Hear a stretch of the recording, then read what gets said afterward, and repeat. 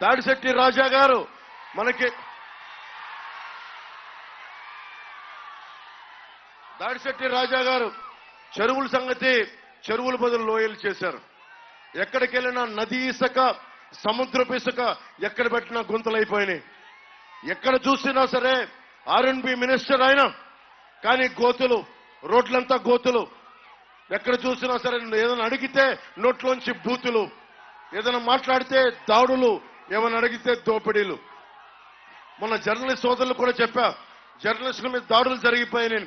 మొట్టమొదటిసారి తునిలోనే ఒక popular paper విలేకరిని దారుణంగా చంపేశారు. ఇది పత్రికా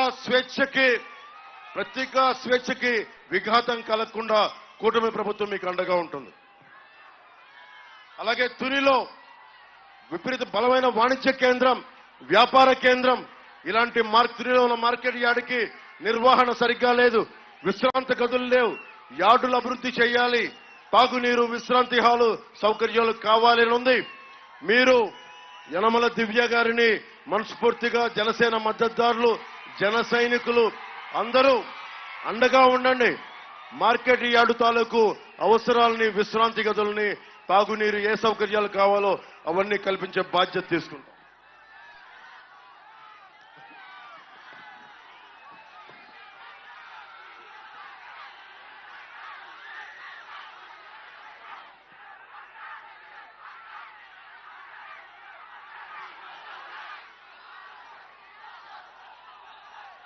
మనకు కావాల్సింది ఇప్పుడు దాడిశెట్టి రాజా గారు కావాలా?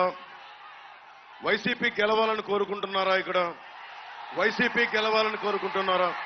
వైసీపీ అమ్మ ఆడబిడ్డలు మీరు చెప్పండి, వైసీపీ కావాలా? దయచేసి మీద పడద్దు. వైసీపీ, ఎందుకంటే రాష్ట్రం మొత్తం కూటమి ప్రభుత్వం వచ్చేస్తుంది.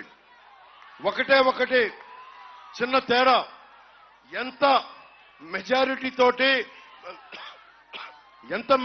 తోటి ప్రభుత్వాన్ని స్థాపిస్తున్నామనేదే తప్ప మనకి ప్రభుత్వం ఖచ్చితంగా కూటమి ప్రభుత్వం వస్తుంది, స్థాపిస్తున్నాం. దాంట్లో ఏమాత్రం తేడా లేదు. కాకపోతే ఎన్ని సీట్ల మెజారిటీ తోటి కూటమి ప్రభుత్వం వస్తుంది అన్నదే మన ఏకైక లక్ష్యం.